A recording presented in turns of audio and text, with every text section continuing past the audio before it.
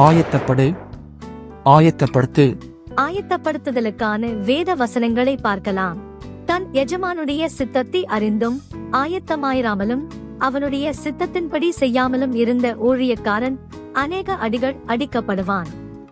பகற்காலம் இருக்கு மட்டும் நான் என்னை அனுப்பினவருடைய கிரியைகளை செய்ய வேண்டும், ஒருவனும் கிரியை செய்யக்கூடாத ராக்காலம் வருகிறது. நான் உலகத்தில் இருக்கையில் உலகத்திற்கு ஒளியாய் இருக்கிறேன் என்றார். நித்திரையை விட்டு எழுந்திருக்கத்தக்க வேளையாயிற்றென்று நாம் காலத்தை அறிந்தவர்களாய் இப்படி நடக்க வேண்டும். நாம் விசுவாசிகளான போது ரட்சிப்பு சமீபமாயிருந்ததை பார்க்கிலும் இப்பொழுது அது நமக்கு அதிக சமீபமாயிருக்கிறது. இரவு சென்று போயிற்று, பகல் சமீபமாயிற்று.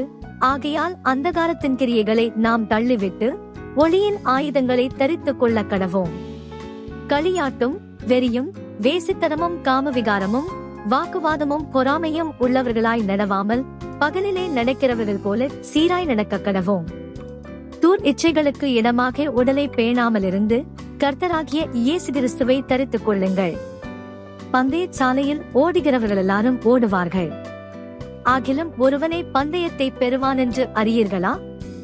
நீங்கள் பெற்றுக்கொள்ளத்தக்கதாக ஓடுங்கள்.